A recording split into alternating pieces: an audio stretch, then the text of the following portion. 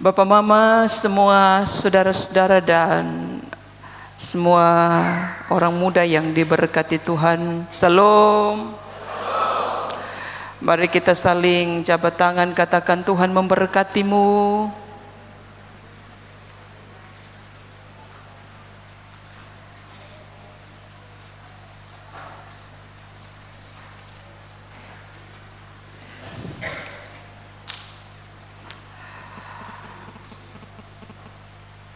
Bapak Mama yang diberkati Tuhan, sudah berapa kali Bapak Mama berdoa sesuai dengan usia Bapak Mama?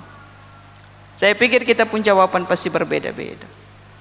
Ada yang bilang begini, ya Mama, kalau berdoa itu kalau kami ingat. Berdoa itu kalau kami punya waktu. Berdoa itu kalau kami tidak sibuk. Ketika ngomong tentang doa dalam pengertian bahasa Latin, doa itu dipahami sebagai pengangkatan pikiran dan hati kepada Tuhan. Jadi angkat kita pun pikiran, bawah kita punya hati kepada Tuhan. Doa itu juga dipahami sebagai sebuah bentuk percakapan, prax es colloquium cum Deo, sebuah percakapan dengan Tuhan. Jadi doa itu bukan hanya sekedar sebuah sarana permintaan. Jadi kita mau minta kepada Tuhan, kita berdoa. Kalau memang kita jujur itu Bapak Mama, memang kita pun doa itu lebih banyak berisi hampir 80%. Itu berisi tentang permintaan. Yang belum ketemu jodoh, pasti mintanya Tuhan, berikanlah kepada saya jodoh. Kalau yang belum mendapat pekerjaan, dia akan berdoa, Tuhan kasih beta pekerjaan. Kalau mereka yang bergumul dengan sakit, mereka akan minta Tuhan sembuhkan beta. Kalau kita yang sehat, pasti kita pun doa, Tuhan tolong tetap terus berkati kami. Dalam banyak hal kita mau bilang begini, kalau doa itu adalah sebuah percakapan, doa itu adalah wujud pengangkatan pikiran dan pengerahan hati kita kepada Tuhan. Maka sebenarnya doa itu jauh lebih dari itu. Doa itu Bapak Mama adalah hubungan. Doa itu adalah penyembahan gitu. Doa itu adalah ucapan syukur. Doa itu adalah sebuah ungkapan penyerahan diri yang utuh kepada Tuhan. Kita wujudkan itu di dalam doa kita. Karena itu Bapak Mama jangan sepelekan doa. Kita banyak kali kalau pas doa syafaat kita pi toilet. Pas orang ada doa pengakuan dosa kita keluar. Pas sementara sedang jemaat lagi kusuk, para pelayan sementara sedang mengajak jemaat untuk berdoa, kita pun haken mulai berbunyi, tak, tok, tak, tok. Itu mengganggu saudara. Karena itu saya mau bilang begini, doa ternyata bukan hal yang sepele. Apalagi ketika saudara menyepelekan doa. Karena doa itu punya kekuatan saudara. Doa itu punya kuasa yang membebaskan kita. Kita saja diajak berdoa. Yesus saja berdoa saudara. Apalagi manusia yang terbatas seperti saudara dan saya, yang sungguh membutuhkan Tuhan dalam kita punya hidup ini. Saya ajak kita periksa teks ini dengan beberapa hal yang akan saya sampaikan. Yang pertama, pengajaran tentang doa. Pengajaran tentang doa ini dibuka dengan sebuah narasi permintaan dari beberapa murid yang menurut Lukas itu tidak dituliskan. Jadi orangnya tidak dituliskan siapa sih murid yang minta Tuhan mengajarkan cara berdoa. Tapi kalau kita membandingkan antara Lukas dengan Matius itu ada perbedaan.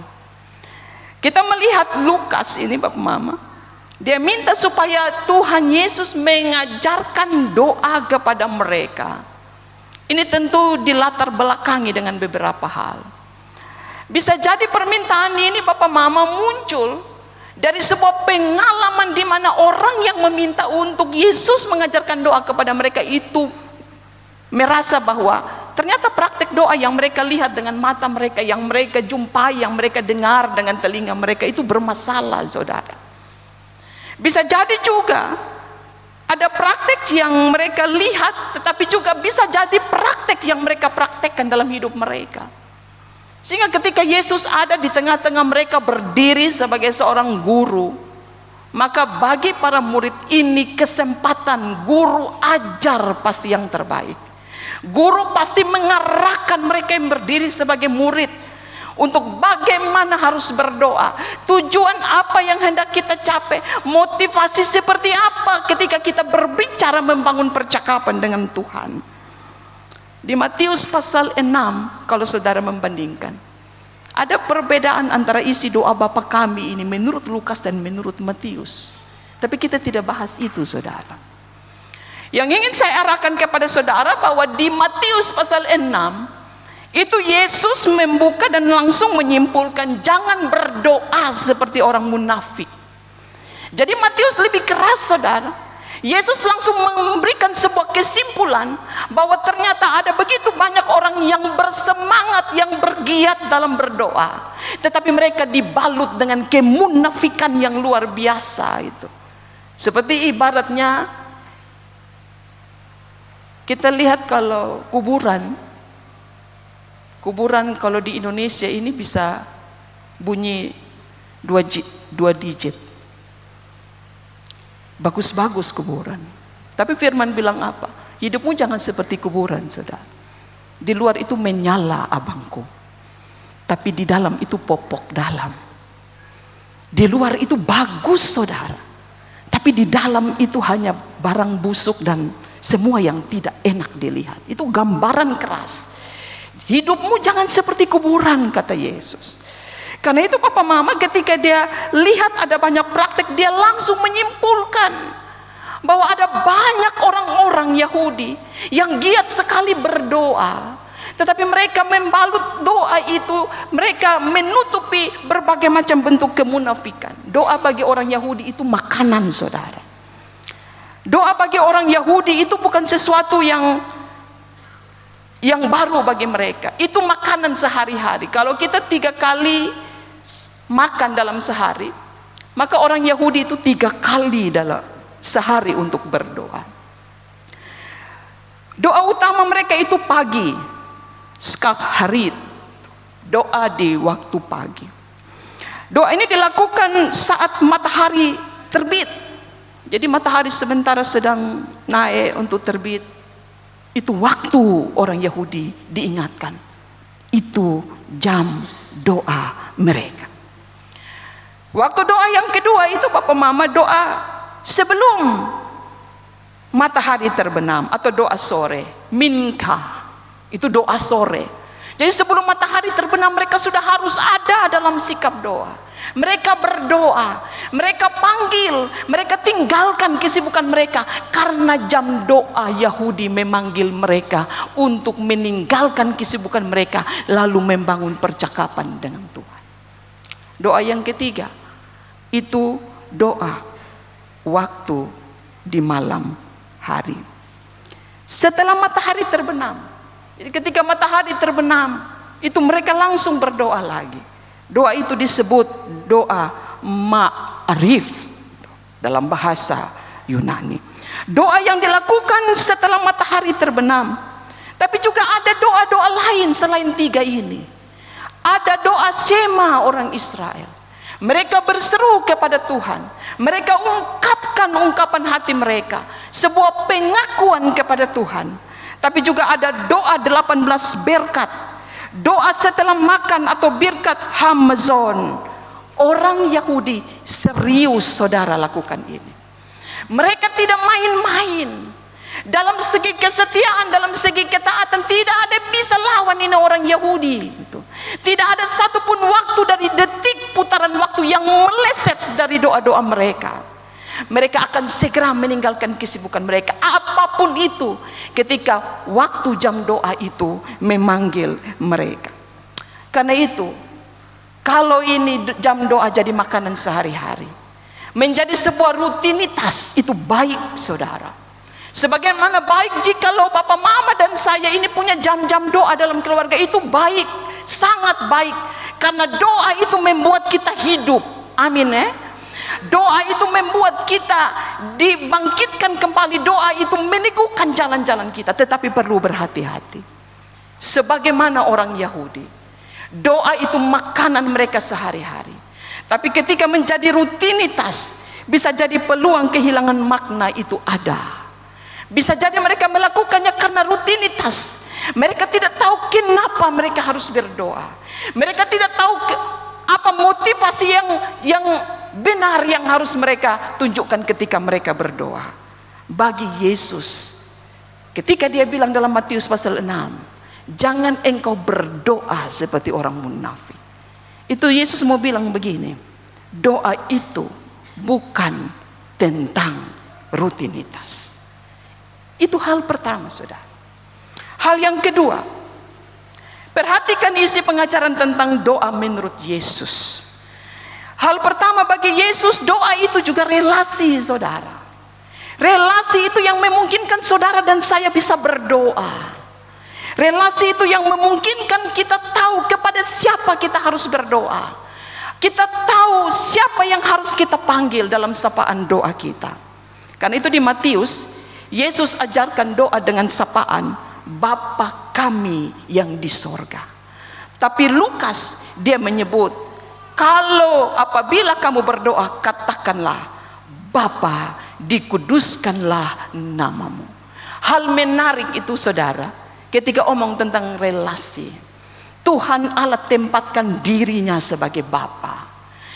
Bapa itu menunjukkan bahwa relasi antara Allah dengan manusia itu adalah relasi yang sangat dekat. Bapa dalam sebutan doa Bapa kami bukanlah sebuah relasi antara Tuhan dengan hamba. Tapi ketika bicara tentang doa, Tuhan Allah sebut dirinya sebagai Bapa. Dan kalau dia sudah sebut dirinya sebagai Bapa, maka manusia, saudara dan saya adalah anak-anak. Kalau kita cermati, saudara, sapaan Bapa bukan hanya sekedar sebuah sapaan, tapi ini menunjukkan kedekatan. Bersyukur Papa Mama, kita ini kalau panggil Allah kita Bapa. Sebutan Bapa ini hanya ada di agama kita. Hanya ada sebutan dalam iman kita. Kita menyebut dia sebagai Bapa karena Bapa itu tahu apa yang dibutuhkan oleh anak-anak. Sebutan relasi dalam sapaan Bapa atau panggilan Bapa ini mengungkapkan, saudara, Allah yang menciptakan relasi ini, bukan manusia yang mengadakan relasi ini.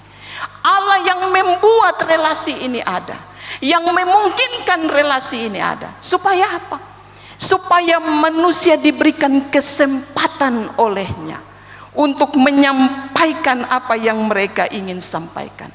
Sebuah kesempatan bukan hanya untuk menyampaikan isi hatinya saja, tapi sebagai sebuah kesempatan untuk datang belajar dekat dengan Bapa. Itu maksud sapaan itu. Yang kedua, soal relasi. Bagi Yesus, relasi ini juga bicara tentang Bapa. Tapi relasi ini bicara tentang Bapa yang bukan berasal dari dunia ini. Ada bapak-bapak yang memiliki anak.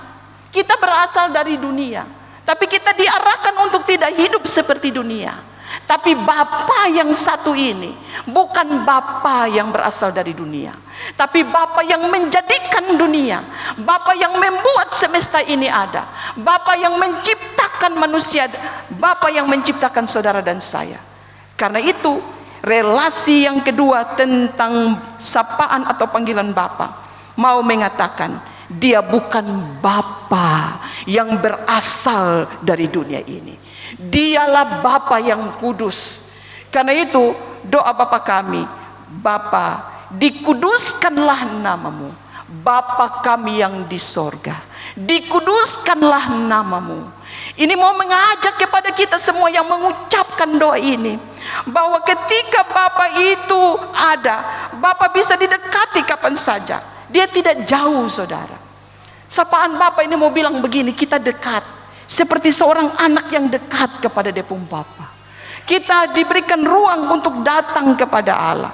Dan itu Papa Mama, ketika kedekatan ini ada, Kita tidak boleh juga melupakan bahwa sekalipun Tuhan memberikan ruang, memungkinkan kita memanggil Dia sebagai Bapa, kita harus tahu satu hal. Tuhan Allah yang Bapa itu adalah kudus, saudara. Dia kudus. Dia membenci kejahatan. Dia membenci kemunafikan. Dia tidak suka dengan segala bentuk kejahatan. Karena Bapa yang menciptakan relasi ini adalah Bapa yang kudus. Dia bisa didekati kapan saja. Karena itu ada sebuah pujian yang bilang begini, Dia hanya sejauh doa. Dia bisa didekati kapan saja. Orang bisa datang kepada Dia kapan saja. Tapi orang karena kekudusannya, dia tidak bisa datang seenaknya. Karena datang kepada Bapa harus diawali dengan sebuah pengakuan. Dia datang, dia menyapa sebagai Bapa yang kudus. Orang selalu bilang begini, kita diingatkan dalam banyak hal. Kedekatan antara Bapa dengan anak itu harus diawali dengan sebuah pengakuan. Tidak boleh kita buat percakapan ini antara kita dengan Bapa sebagai sebuah percakapan antara kita dengan kita pun anak-anak seumur kita, orang-orang seumur kita. Jadi kalau kita mau berdoa, kita mau pasmen, mau kemana pun juga kita yang atur. Tidak, saudara. Karena Bapa yang kudus itu, Dia menuntut kekudusan dari kita yang berdoa. Bapa yang kudus itu menuntut sebuah pengakuan bahwa ini Bapa bukan berasal dari dunia, Dia Bapa yang kudus. Seorang teolog PB mengatakan begini, Tuhan itu, saudara, Dia punya selera. Dia punya preferensi atau punya kehendak. Jangan pikir Bapak Mama, Tuhan punya selera itu selera murahan. Tidak, saudara. Tuhan itu punya selera. Dia punya preferensi. Dia punya kehendak. Karena itu ada sikap hidup yang Dia benci, saudara. Ada sikap hidup yang tidak Dia sukai. Dia langsung ngomong sebagaimana Matius pasal 6 ketika Dia mengajarkan hal berdoa dalam khotbahnya di bukit, Dia bilang, jangan berdoa seperti orang yang munafik, karena Allah punya selera. Dia benci terhadap kemunafikan. Dia tidak suka kepada kejahatan.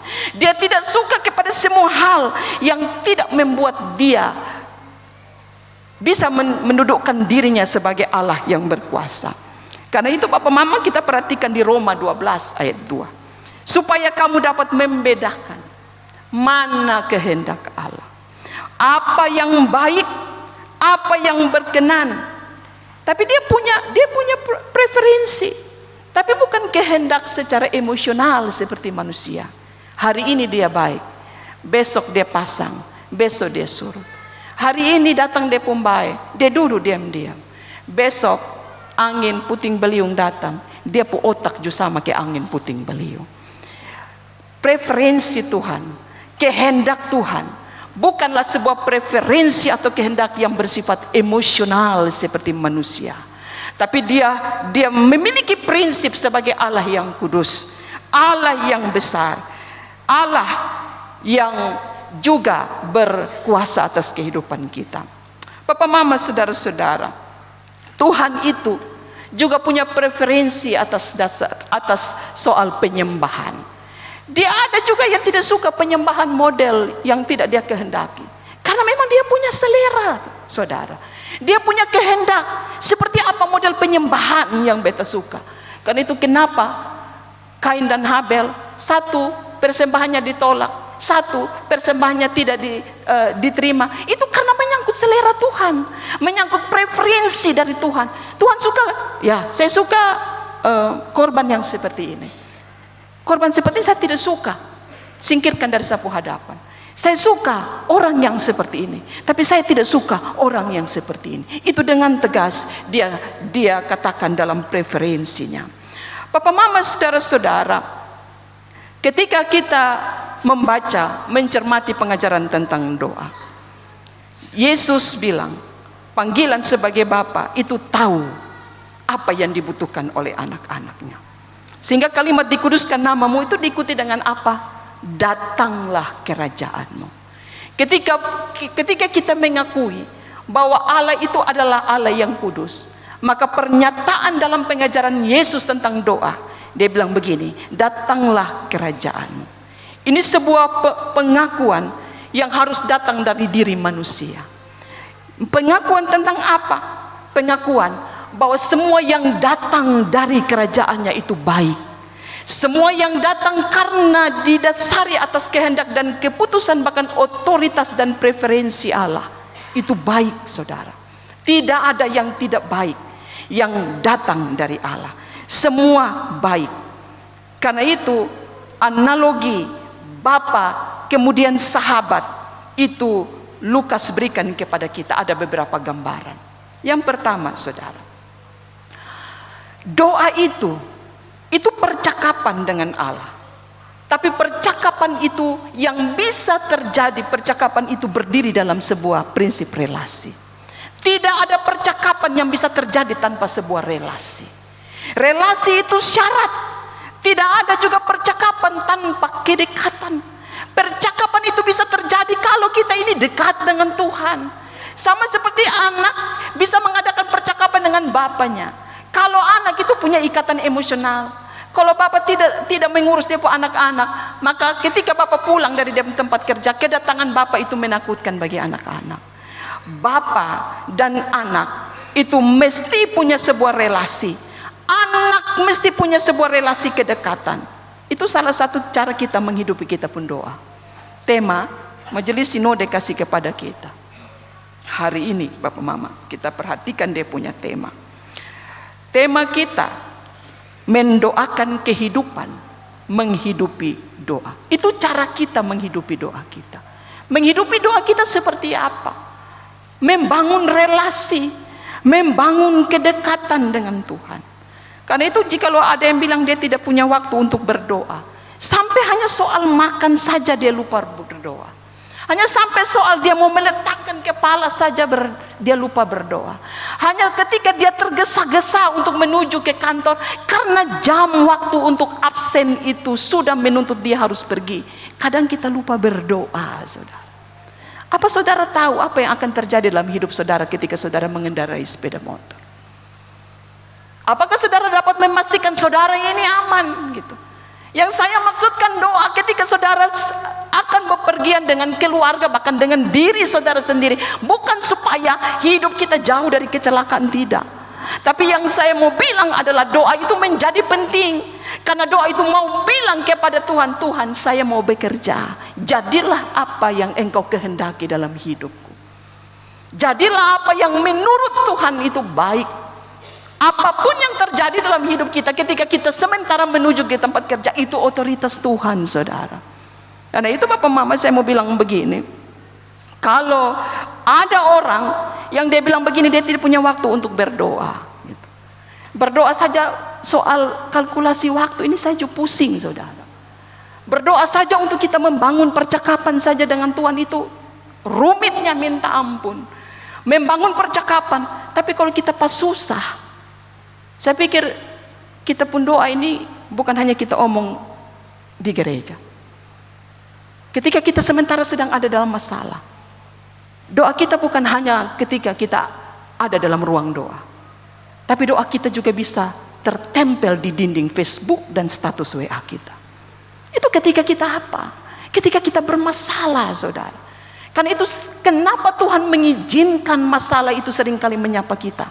Karena masalah itu dia seperti apa? Seperti besi berani itu, saudara, yang buat kita melekat kepada Tuhan.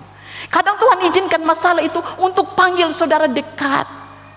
Untuk memungkinkan saudara panggil bahwa ini ada Bapa yang tunggu lu sebagai anak. Karena hidup tanpa masalah seringkali membuat kita bilang begini, saya pun hidup aman. Saya pun hidup ini baik-baik saja. Ada orang yang bilang dia sibuk, itu tanda, saudara, dia tidak memiliki kedekatan dengan Tuhan. Ada orang yang merasa bahwa dia sibuk, terlalu sibuk begitu, sampai dia tidak punya waktu untuk mengadakan percakapan dengan Tuhan. Sampai kesibukannya itu Bapak Mama seperti menguras semua yang ada, yang dia tidak sadari bahwa semua yang ada itu adalah milik dari Tuhan. Papa Mama, jika ada yang memiliki relasi dengan Tuhan, apapun itu, Apapun itu, relasi kedekatan itu akan mendorong saudara untuk melakukan sesuatu dengan orang yang secara emosional itu dekat dengan kita. Kan itu terkadang kalau hujan kita tidak datang gereja. Tapi kalau ada orang yang merasa bahwa Tuhan panggil saya untuk ke gereja, hujan itu tidak jadi halangan untuk kita datang ke gereja. Kadang kita ini orang Kristen minta doa, Mam Pendeta kita pusawa su kering ini. Jagung dong su mau babunga mau hujan, tidak ada. Berdoa dulu minta hujan. Kita berdoa hujan Tuhan kasih. Lalu ketika Tuhan itu sudah kasih hujan, hujan itu justru kita pakai jadi alasan untuk tidak datang ke gereja. Amin kah? Bertobatlah. Yang su bilang amin itu bertobatlah. Jadi hujan itu bisa jadi berkat. Tapi kadang kita bilang ya ini hujan nah, hujan ya. Tapi saya mau bilang begini saudara, kalau ada relasi yang dekat, seperti seorang istri yang menunggu suaminya jemput di King Mart, Papa jemput saya, Bapak balas, Mama posisi di mana? Di King Mart. Lalu Mama bilang, Bapak tapi ini hujan nih. Tenang sayang, tunggulah di situ, aku akan menjemputmu. Hujan tidak bisa membatasi ruang dan gerakku. Amin Itu dulu. Itu karena ada relasi yang mendorong. Kita buat sesuatu yang terbaik untuk orang yang kita kasihi. Kalau Tuhan saudara tidak kasihi, alasan paling banyak penuh mulut. Suruh pimpin ibadah alasan. Suruh jenguk orang sakit alasan. Pikul nama penatua diaken dan pengajar, tapi tidak pernah lihat orang yang sakit. Jemaat kita, ketika ada orang duka di kanan kiri rumah kita, kita tidak pergi lihat mereka. Kita tidak memberi diri kita untuk mereka. Kita tidak memberikan perhatian. Tidak perlu bawa kopi gula saudara. Tapi kehadiran saudara itu buat mereka yang berduka merasa duka ini bukan duka saya, tapi duka orang-orang yang ada di sekeliling kita. Amin. Yang kedua, doa itu bukan untuk kita ubah Tuhan punya kehendak. Bapak mama jangan pernah bermimpi Bapak mama bersafaat, lalu safaat itu mampu mengubah Tuhan. Musa pernah berdoa, dia bilang kepada Tuhan, Tuhan jangan lagi menghukum orang Israel. Jangan lagi menghukum orang Israel, dalam Keluaran pasal 32 ayat 14. Itu Musa berdoa. Lalu Tuhan menghukum orang Israel. Tuhan mempertimbangkan. Jadi ketika Musa dia berdoa, Tuhan jangan hukum orang Israel. Tuhan mendengar, mempertimbangkan. Jadi bukan karena doa Musa itu mampu mengubah pikiran Tuhan, tapi doa orang-orang yang dekat dengan Tuhan bisa menjadi pertimbangan untuk Tuhan. Walau doa orang-orang yang dekat dengan Tuhan bukan menjadi sebuah keputusan mutlak untuk Tuhan. Itu dia pembeda saudara. Karena itu Bapak Mama, relasi kita dengan Tuhan memang bukan tujuan untuk mengubah Tuhan melalui doa kita. Tapi orang yang dekat dengan Tuhan akan Tuhan jadikan sebagai sebuah pertimbangan ketika dia berdoa dengan air mata, ketika dia berdoa dengan dua lutut, ketika dia berdoa dengan angkat tangan. Dia bilang, Tuhan, beta sudah tidak bisa lagi menjalani kehidupan ini. Tuhan ambil alih karena ini beban terlalu besar. Doa orang yang dekat dengan Tuhan itu besar kuasanya. Karena apa? Karena doa orang yang punya kedekatan relasi dengan Tuhan itu telinga Tuhan mendengar. Walau doa itu bukan satu-satunya menjadi keputusan mutlak, tapi saya mau bilang doa orang-orang yang dekat selalu menjadi pertimbangan sebelum Allah mengambil keputusan untuk menjawab doa-doa kita. Papa mama, saudara-saudara, doa memang bukan untuk mengubah Tuhan. Karena itu Bapak Mama, Yesus dia omong tentang tujuan berdoa. Kadang kita pun doa ini minta itu. Kadang kita berdoa ini minta ini, Tuhan kalau bisa jodoh ini, rambut begini, tinggi begini, putih begini, turunan ini, dia harus punya nip, dia harus punya kerja, dia begini, dia begitu. Kita pun doa ini hela napas saudara. Saya membayangkan manusia yang bermiliaran ini berdoa dalam satu hari. menghadap pada Tuhan yang sama, dengan semua yang dia keluhkan, semua yang saudara sampaikan didengar oleh satu sosok yang sama, yang saudara dan saya sebut sebagai Bapa. Kita minta ini, kita minta itu. Kadang kita tidak sadari bahwa yang kita minta itu tidak membawa kebaikan apa-apa untuk kita. Ular dan kalajengking dalam Lukas bacaan ini, itu binatang yang mematikan, binatang berbisa, binatang yang berbahaya. Karena itu ini sebuah ungkapan yang sebenarnya Yesus ingin katakan. Dia itu tahu, saudara, apa yang kita butuhkan. Dia tidak akan memberikan kepada kita sesuatu yang justru di ujungnya itu membahayakan saudara. Dia tidak akan memberikan kepada kita sesuatu yang justru akan mematikan kita, sekalipun kita menganggap itu baik. Kita menganggap baik karena kita tidak sadar, saudara. Bapa itu tahu apa yang baik. Ada banyak doa yang Tuhan jawab, dan cara Tuhan menjawab itu dia bilang begini, tunggu dulu. Tuhan kayak ulur waktu panjang. Tuhan mengulur waktu yang panjang, ulur waktu lama sekali, supaya cara itu supaya kita pung mata ini, saudara, bisa melihat bahwa apa yang sementara sedang kita cari dan mungkin sudah kita temukan itu belumlah baik untuk kita.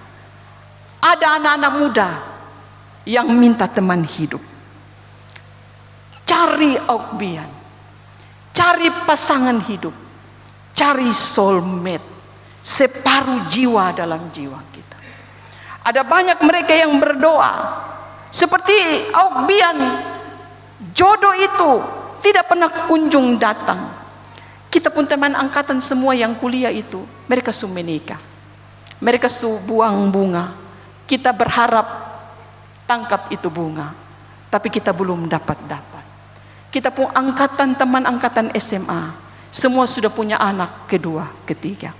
Sehingga ketika kita reuni, mereka tunggu datang dengan mereka pu suami, datang dengan mereka pu istri, datang dengan mereka pu anak-anak. Lalu mereka bilang begini, lupung mana? Lalu kita jawab, dia masih sejauh doa. Itu. Bapak, mama, saudara-saudara, doa itu bukan untuk mengubah Tuhan, karena Tuhan itu tahu apa yang terbaik untuk kita. Kadang kita minta seperti ini, Tuhan tidak kasih, karena kadang-kadang yang kita minta itu justru menjadi suami yang bukan tangannya merangkul kita, tapi tangan yang tiap hari pukul kita, biru balau, tiap hari naik tangan. Kadang kita berdoa sebagai orang tua yang menunggu supaya anak-anak kita menikah, kita berdoa, Tuhan kasih anak mantu seperti ini, kalau bisa yang ini, kalau bisa yang itu, jangan yang ini, jangan yang itu. Kita tidak tahu, Bapak Mama, besok-besok dia justru jadi anak mantu kalajengking dalam keluarga, anak mantu yang jadi duri dalam daging untuk para ipar, anak mantu yang tidak bawa kelegaan untuk Bapak dan Mama mantu. Kita berdoa sebagai seorang laki-laki, saya ingin sapu istri seperti ini, kalau bisa dia model seperti ini. Kita bawa modelnya langsung begini. Kita pun pikiran pacar harus begini, kalau kita pun istri harus begini. Kita tidak tahu yang kita minta ini justru menjadi istri-istri yang suka menjadi sumber masalah dalam keluarga. Papa mama, saudara-saudara, yang ketiga, Tuhan mau bilang begini, doa kita bukan untuk mengubah, tapi doa itu mengubah kita yang berdoa. Doa itu tidak mengubah Tuhan, saudara. Kalaupun Tuhan berubah, bukan karena doa saudara, tapi doa saudara menjadi pertimbangan sekali lagi. Lalu doa itu untuk apa? Doa itu mengubah saudara dan saya. Doa itu mengubah cara berpikir kita. Doa itu menyiapkan diri kita untuk siap terima apapun yang mungkin tidak suka untuk kita terima. Doa itu memungkinkan kita menemukan kekuatan, supaya ketika Tuhan taruh satu peristiwa, satu keputusan, kita tahu bahwa kita sudah disiapkan oleh Tuhan melalui apa? Melalui doa-doa kita.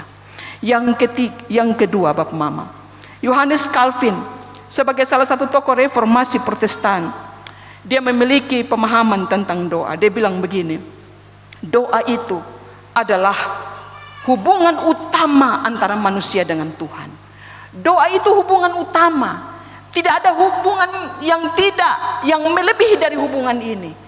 Hubungan antara manusia dengan Tuhan di dalam doa itu menunjukkan bahwa ada ketergantungan yang mutlak, yang tidak bisa manusia hindari ketika dia menjalani kehidupan ini.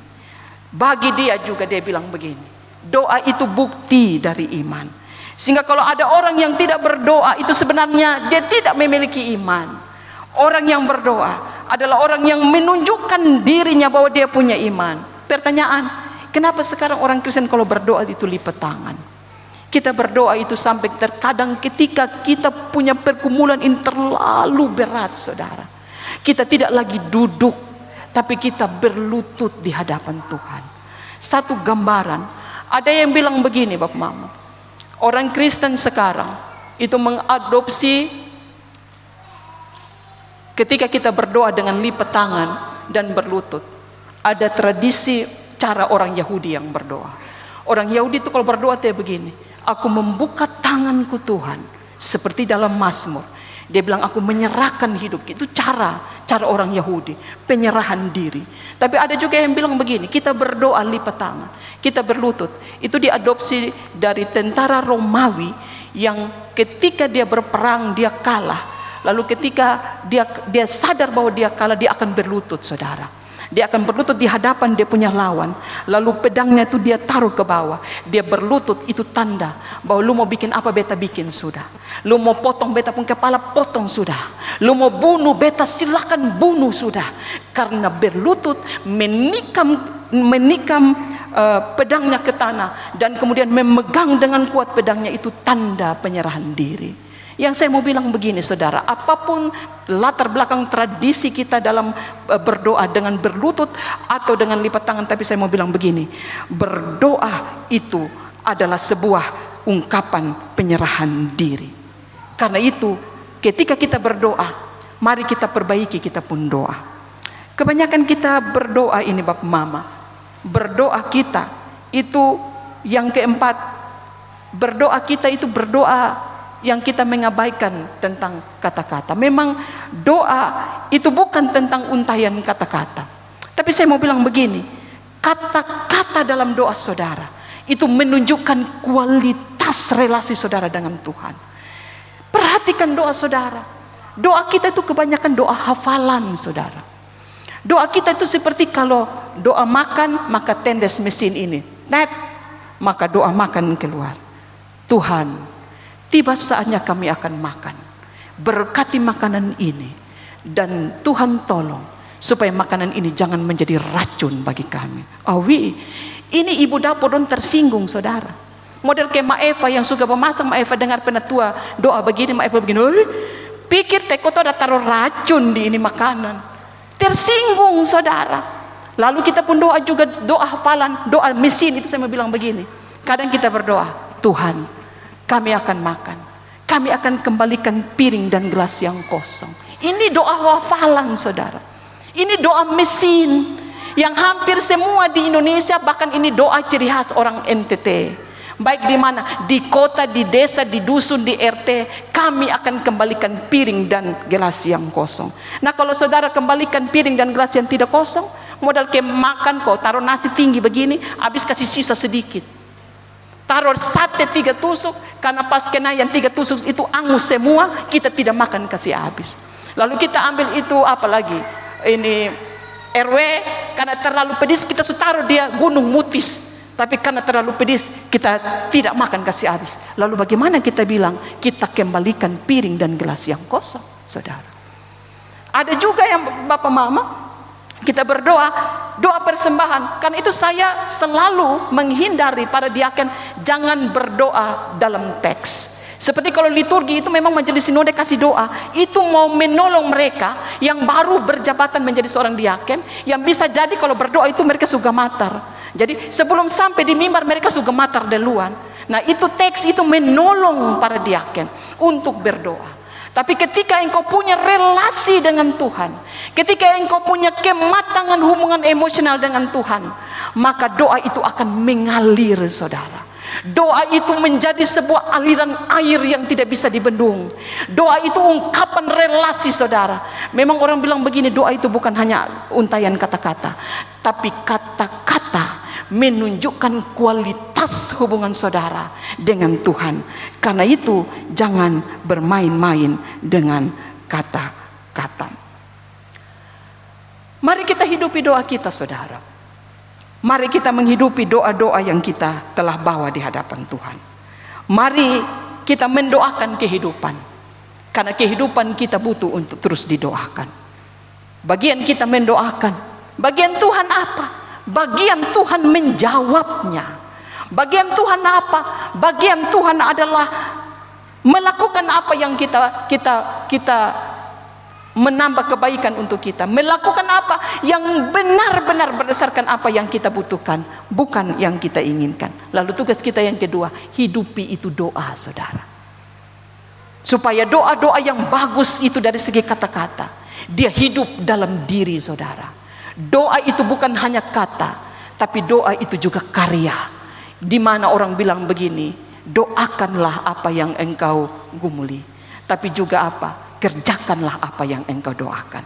Sehingga akan ada satu waktu Tuhan mengizinkan kita melihat apa yang menjadi jawaban dari setiap pergumulan-pergumulan kita. Tuhan menolong, memberkati kita. Amin.